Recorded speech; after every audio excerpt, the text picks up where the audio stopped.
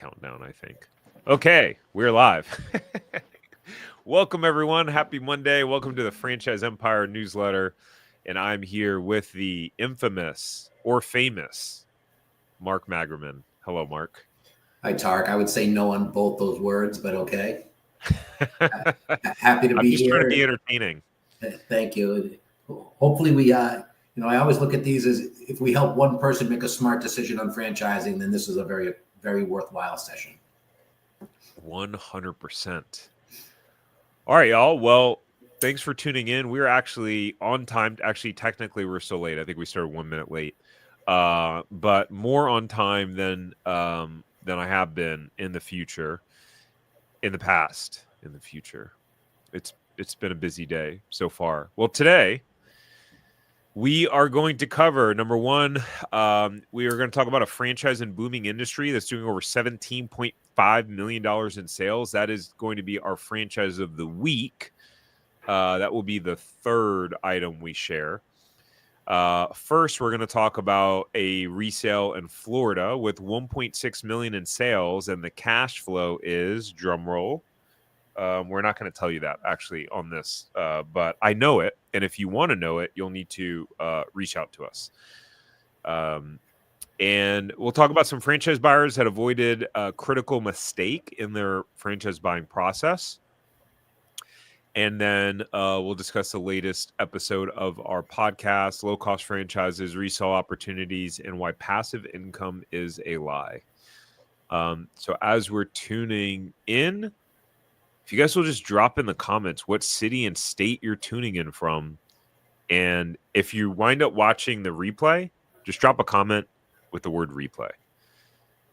All right, let's rock and roll. Okay, so our featured resale today is a business called Alpha Graphics. Mark, you want to tell us a little bit about Alpha Graphics and this industry? Yeah, they've been around a long, long time. It is a business-to-business franchise. And for those who are just starting in the industry and learning jargon, as opposed to business to consumer. So you're not calling on people. Your end product here is other businesses. So you're producing documentation and your collateral and information for other businesses to help market their own business. Had nothing to do with consumers. They've been around since 1970. Leader in the industry, over 230 locations throughout the country. When you get to that many, you are robust and mature. And it's not surprising that when you get that large, resales become available because sometimes that's the only way to get involved with franchises that have that much success. Essentially, they're a one-stop solution for clients, provide conceptual ideas and campaigns to help clients grow their business through a wide variety of revenue streams, mostly in the printing and distribution arena. Boom. And so this location's in Florida. Alpha Graphics, they want to make sure that there's confidentiality maintained. So I wasn't going to put any sort of clue around the state or the city, but it's in Florida somewhere. And when you inquire, if you're interested in learning more about this specific resale, we can, of course, share the other information that we have access to that don't necessarily want to put out publicly. But the asking price is $890,000. This does not include a franchise fee of $49,750. So it's not a transfer. You would be signing a new franchise agreement with the resale. That's how they do it. It was this location was established in 1996, so longer than I've been alive. No, I'm just kidding. I'm older than that, but that would have been funny. I'm an 80s baby. Annual sales of 1.6 million a year. Cash flow, again, available upon request. Let me drop the little banner here.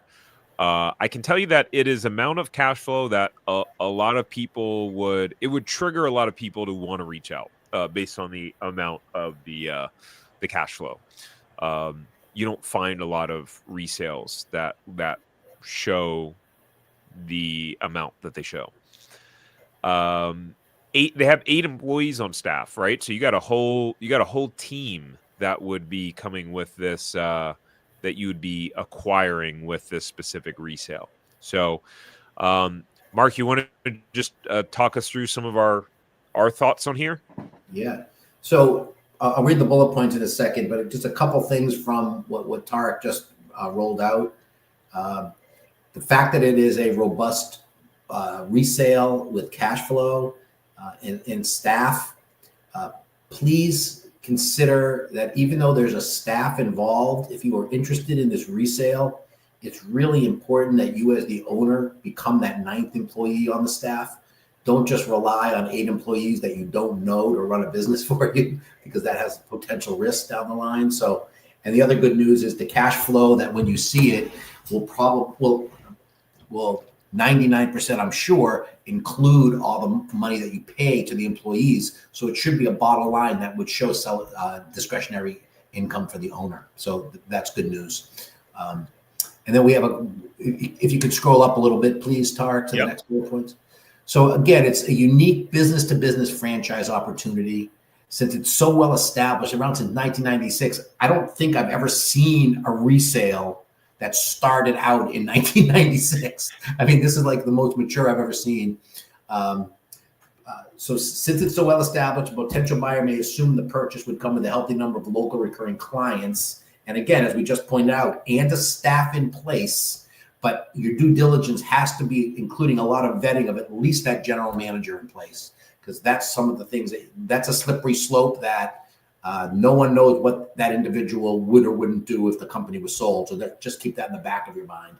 But based on item 19, there appears to be room to grow this business, especially if a new owner is comfortable with doing business to business outbound sales. So if you're looking for more professional service and B2B, this could be a great fit. Again, keep in mind that the new owner's job would be to grow this business, more than likely with some involvement from that new owner, unless you're really darn sure that the team in place can get you there.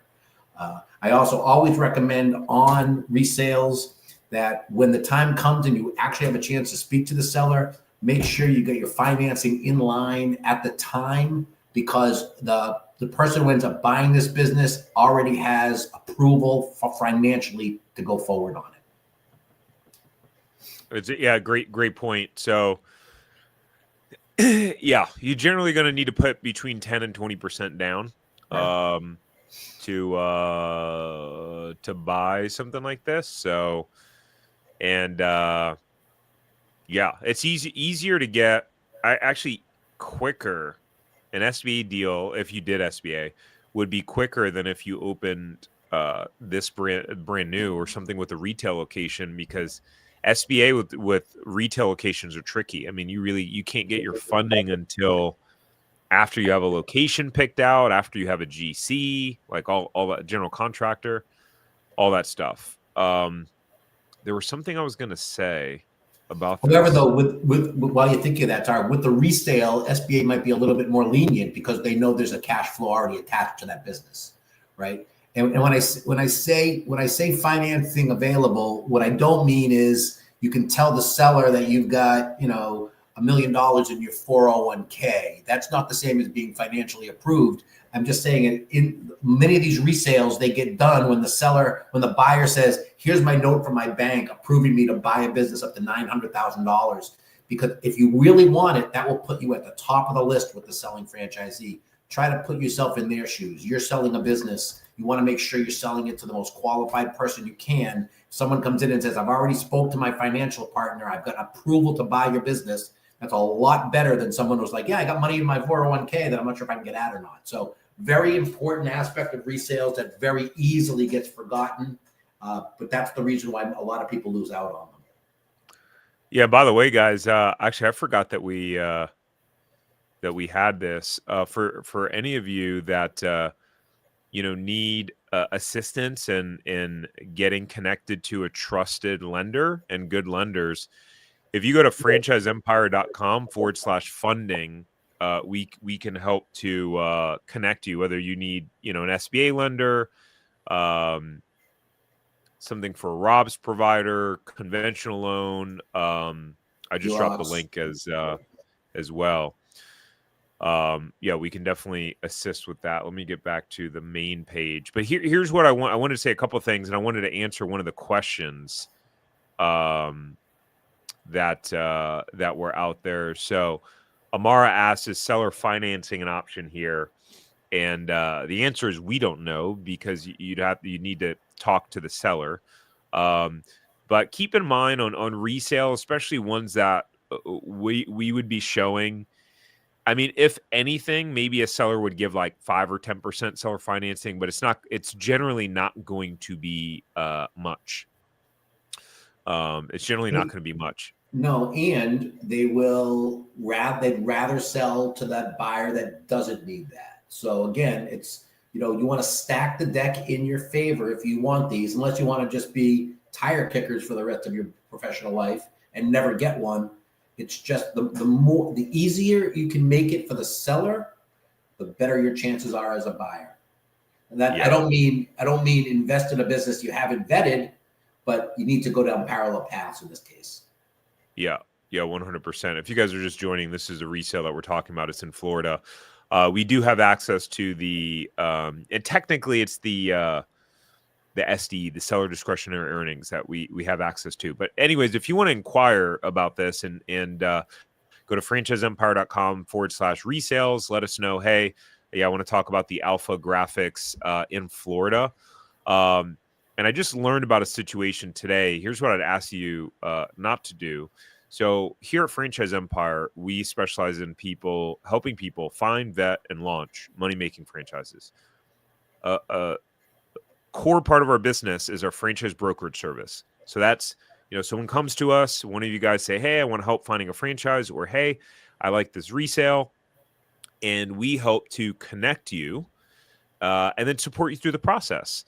And in doing so, we get paid a referral fee. And that's a large way of how we make our money at Franchise Empire. And so I learned about a situation today where someone watched a resale that we had talked about, or a company, and then went and reached out to the franchisor directly and then scheduled a call with us. But now, like, the way that it works with franchisors,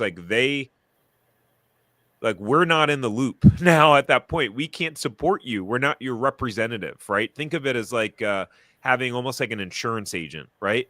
You have like an agent of record, and that's the person that can assist you. You have your specific like representative, and so that's what we would need to be. So, if you want to work with us, me, Mark, our team, our resources that we provide, some tremendous free resources, then make sure to not reach out to the franchisor directly. You would need to reach out to us, and then we can facilitate that introduction. So I just wanted to make sure to make that abundantly clear, because I know that some people just aren't aware of it. And at some point, I don't know. I'm not going to say the last part. Anyways. No, but in addition to that, Tarek, if they do it the way you recommended, then we're here to help guide them and keep them out of any potential pitfalls or problems, right?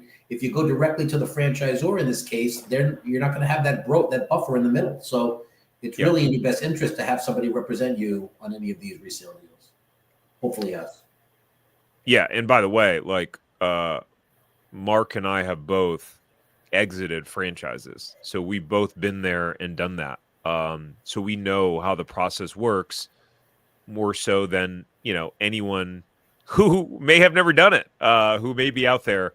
That's a part great of the cool point, thing. Tarek, and I'll just piggyback on that. I sold 14 restaurants as a franchise resale, so I know what the group we ultimately sold our business to, compared to the ones we didn't. I know why we did. So that's the basis of my advice I'm giving you on the financing. I'm not just saying that to make anyone's life easier. I'm just saying that's what sellers want to see. 100%. Been there, done that, homie.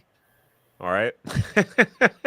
All right. So we're going to move on to the franchise of the week in just a moment. That's the franchise doing $17.5 million in sales. But before we do that, we are going to celebrate one of our new franchisees. I need to, Kramer. Yeah, thank you. Clap. I was just thinking about Kramer, the stock guy. He has all sorts of sounds that start firing off. I'm not a huge Kramer fan. But Jim Cramer, is that what it is? Jim Cramer? Jim. Hey, Jim. Yeah. But I may have to step up our tech game and have some sort of cool stuff that happens when we do this, or like confetti popping in the background. But anyways, every week we want to celebrate one of our new franchise owners that our team at Franchise Empire has helped. So Alicia and Jonathan, they actually came to us. They were close to signing with a brand new franchise, one that was not proven and did not have they didn't show great sales figures. And there were some other red flags there that they kind of thought, but our team helped to solidify for them of like, hey, like I know you like this, but you may want to be cautious about this point. So, when they engaged with us, they were open minded. They weren't, although they were excited about that specific brand, they knew that what was more important was finding a proven opportunity that put them in the best position to succeed. And sometimes that's the case. Sometimes you're excited about something and you're like, hey, what I'm most excited about actually isn't necessarily the most responsible path. So our team showed them a marketing franchise, a senior care franchise, home care, home services businesses. And eventually, due to Alicia's background and passion for helping others, they decided to purchase a senior care franchise that our team found for them that has a stellar reputation in the marketplace. And it has a track record of franchisees doing well according to the sales figures that were disclosed in the FDD. And so a couple of quick points here, by the way, which is that what was the point that I was going to make? The point I was going to make was this. Like, there are a lot of senior care franchises, by the way. And sometimes there are franchises where like, hey, I want that franchise, but the territory is not available. So then it's like, Mark was talking about how, we're here to help people and support you through the process. Well, sometimes like, oh man, that one senior care franchise is not available. But it's like, oh, okay, well, we know of, 5, 6, 7 others that also have a good reputation, that also where the franchisees are doing well. And so anyways, it's just a little hack to help save you, time and money. All right, let me drop this one thing here. If I could just add a comment on your comment about the ulterior brands. I presented a brand to a candidate, and it turned out that it was not available. Long story short, we ended up going to a competitive brand in the same area, and he was all upset because he's like, well, that's just more competition in the area. So just want to make a quick comment on franchises and competition. I say this to all my candidates. If any of my candidates are on the call, you've heard me say it, but if you find a franchise that has no competition, I will become your partner sight unseen. I will write you a blank check and I will join you as a franchisee on this non-competitive franchise business. Point being is, I don't think anyone's going to take me up on it because they don't exist. You're always going to find competitive nature in an area. The more competition in an area, the better, means the need for the services are there. So do not be afraid of considering alternative brands. If professionals like us here at Franchise Empire recommend the brand, they're a proven track record. They do really, really well. The key to your success is your ability to execute that plan. Please don't be afraid of competition, because if you are, I promise you'll be kicking tires to the day you die and you'll never go forward on anything. Sorry for the side note, but clearly an interesting point for me, Tarek. Yeah, that was a sore spot for Mark, guys. Can you tell? I love it. But this is why I'm so happy that Mark's now doing these newsletters with me, because there's just much better perspective. You're the one that's working with clients primarily week to week, day to day, having these conversations. And you've been highly successful on the franchise space. And if you want specifics as to how to compete against these other competitors, whether they're franchised or not, you're going to have to get on our calendar for that. We don't have time at this newsletter to give that specific information. So love to chat with you about it and talk to how we did. When we became franchisees, we got into a very competitive marketplace and we couldn't wait because we battered them into submission. I love it. All right, franchise of the week. You want to take us through the beginning part of this, Mark? Yeah, I mean, next day access is in that category of businesses that are kind of provided to help seniors and people who need assistance, right? So they're starting to do really, really well. People are living longer. They're aging in place. They need services and systems and products to help them get there. Next Day Access is one of these really great brands that happens to be really kicking in now, even though they've been around for a while. So as you can see, they started sales and installation of ramps in 1997.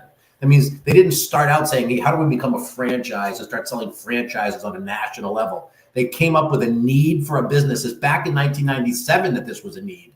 So good for them. They found it. They started the business. Every good franchise brand anywhere starts from really smart founders finding a really good, cool business that has a need. So that's where they started. And in 2013, they opened the first office using the Next Day Access name. So that took them what? That's 16 years until they perfected this model, and they then started franchising it in 2012. So I love it when a brand gets perfected under the guise of what the business was supposed to be, and then they find some really smart people who help them to franchise it, and the next thing you know, the country is able to invest in really great businesses that other people have done a lot of legwork for. And as you see here, 2 company-owned territories, 2 corporately-owned territories, most likely the founders, 28 franchise units, so a lot of opportunity here to find available coverage in your area. A very affordable franchise fee, in my opinion, is $23,000 plus 5 cents per person in the total population of your territory. That's a little bit unique. I don't think I've seen that too many times, but Definitely unique. the franchise fees usually for these type of businesses are twice as much. So it's their way of and it's probably done that way, if I could guess, because there might be some rural areas that don't have as many people in it because of the system. I don't know. It's a good question to ask them. The royalty, which I love when they have a sliding scale, meaning as your revenues go up, the percentage you pay to them goes down. And let's remember, royalty is the only way that these franchisors earn income to support you. So it's a good thing that we have these.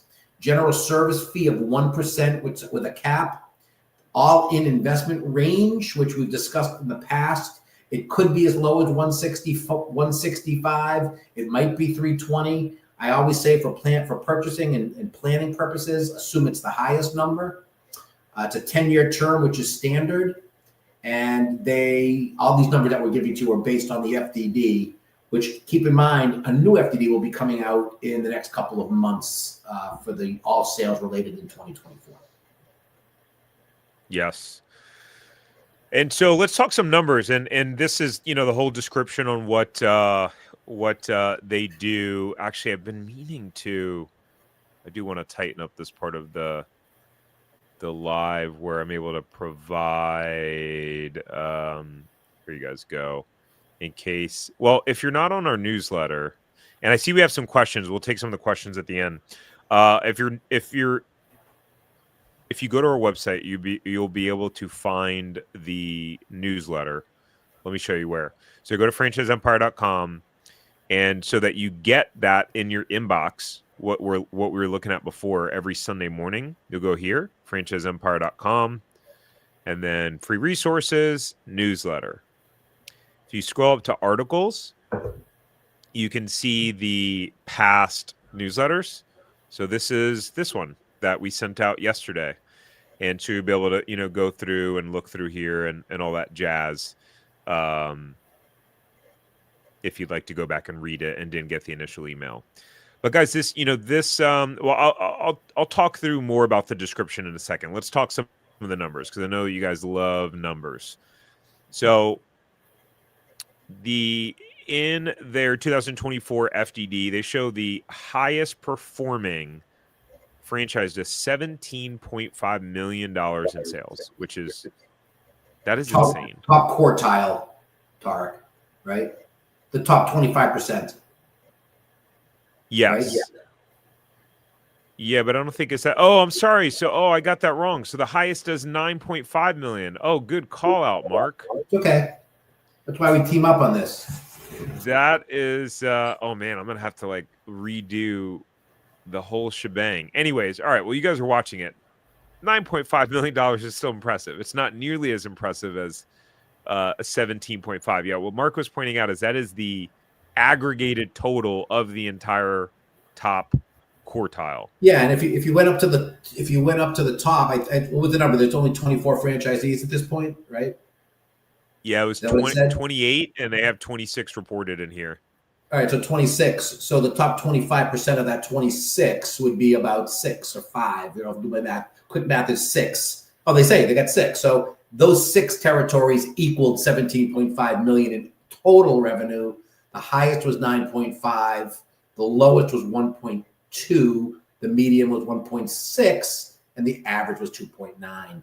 So even if you just did the median, you're still doing well. But the average in the top 25% is $2.9 million. Call it 3 million. That's substantial. Yeah, 100%. And so you can see the numbers. You got the lowest performer did $93,000 in sales, right? But like I'd want to know. This is a cool thing about franchising is that you can do franchisee validation calls. You can talk to franchisees, and you can talk to these people and find out how is the top performer doing 9.5 million? How are there 6 people that are doing over $1.2 million and above?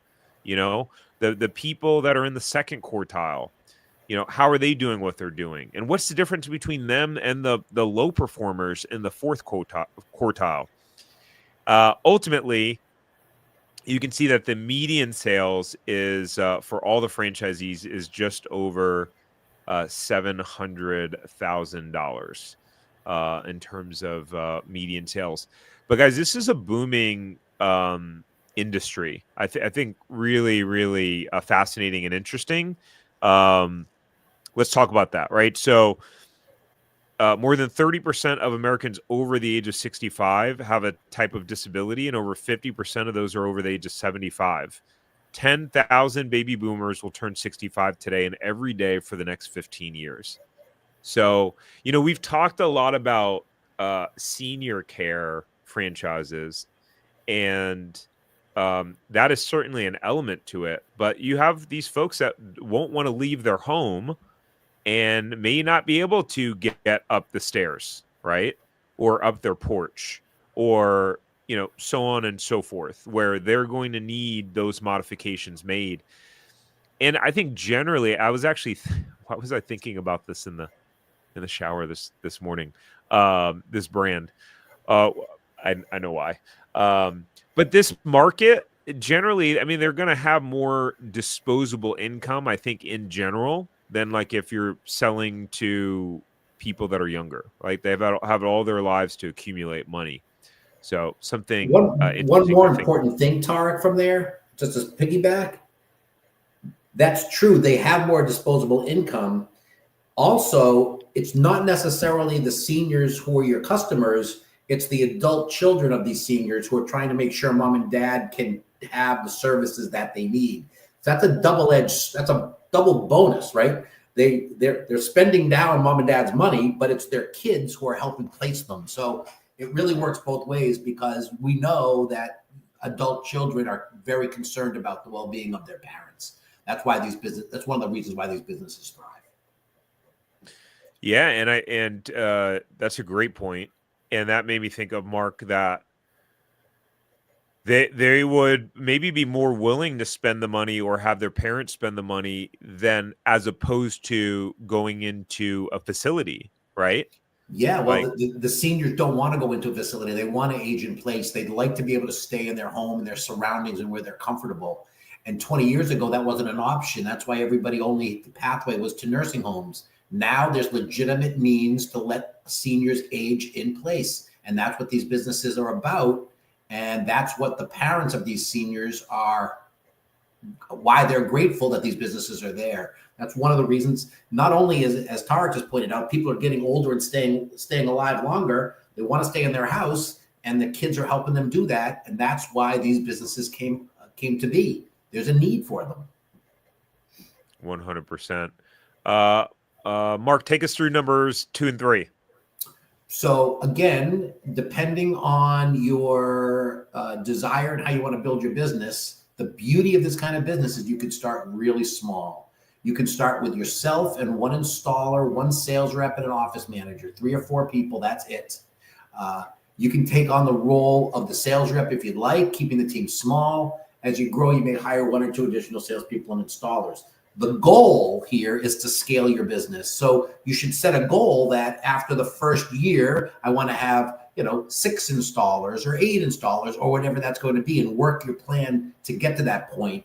But unlike a retail environment where you have to staff this 24 hours a day or 12 hours a day, 7 days a week, you don't. So it's a very lean. One of the reasons why these are very affordable businesses to invest in is because there's not a lot of overhead that you have to carry. And again, it's a home-based business, so which is really amazing for this kind of business, but no retail store needed. You'll need a small warehouse to hold inventory, but everything else can be run from home. So that warehouse could be a back garage if you have it, or it could be very inexpensive, not Class A retail space, because you just need to have an area. On the go, as the owner, you won't be sitting behind a desk with this business. You'll be doing sales calls, making referral partner connections, visiting job sites, and overseeing your employees. I can't emphasize that as important enough. The role of the franchise owner in these service businesses, that's a great way to write it. It's exactly what's required. But if you don't want to be that person, really think twice before you invest in a business. This business will not be successful if you as the owner are hands off. Very important.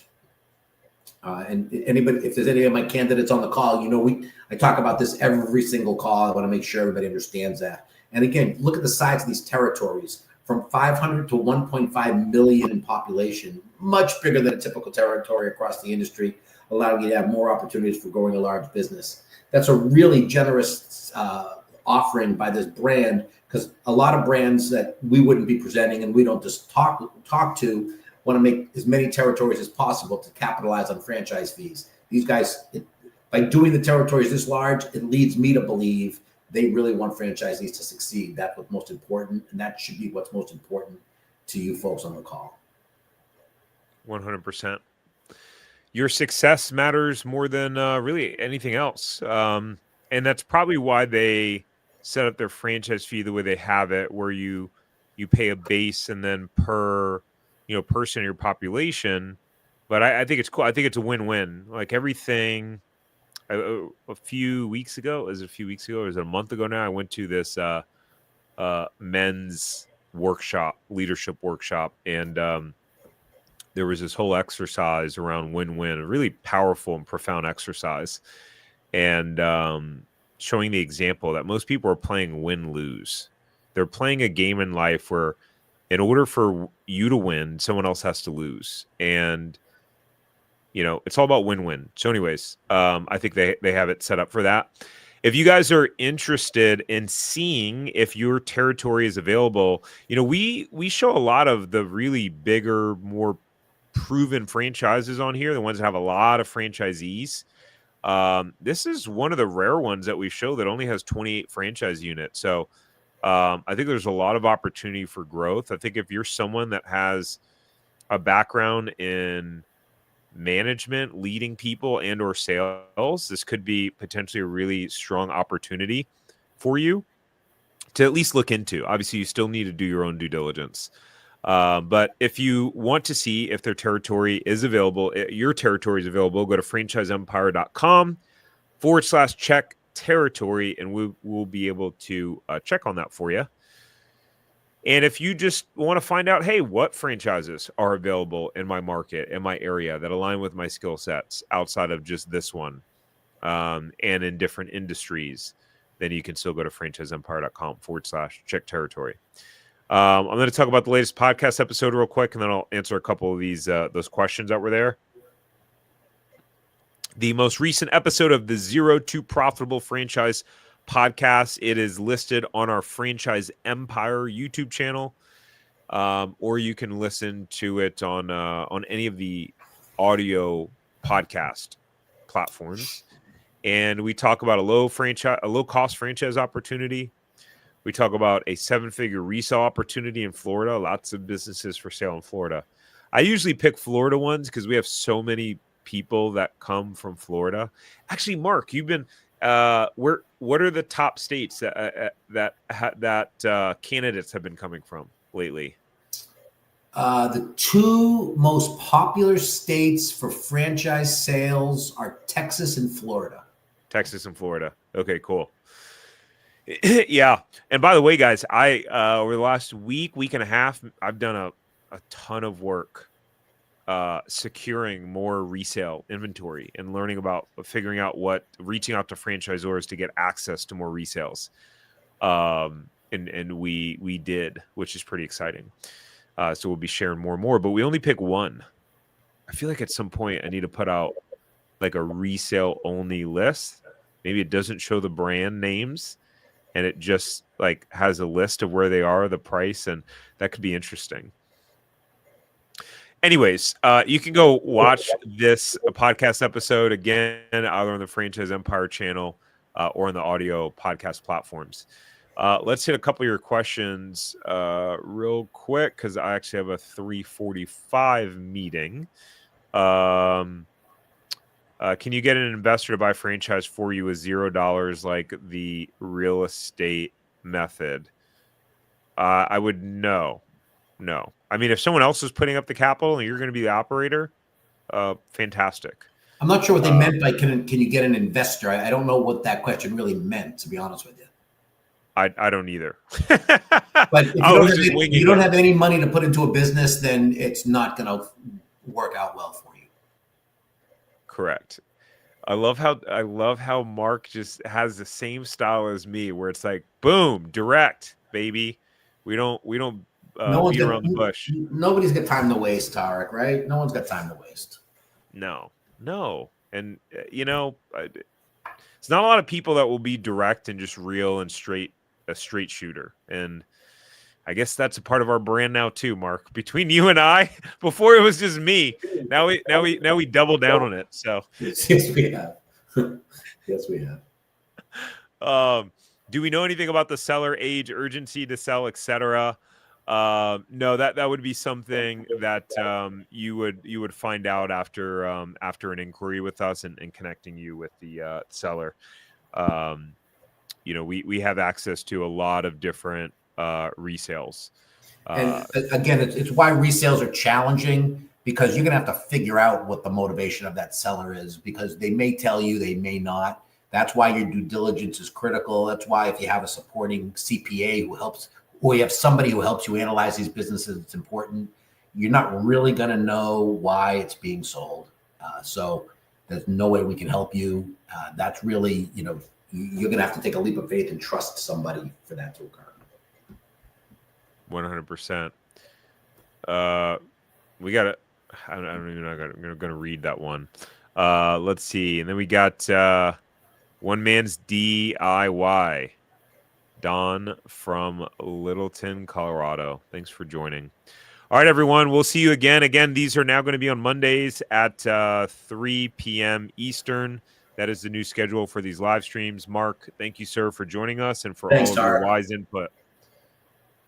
All right. Take care, guys. Bye. Thanks, everybody. Bye.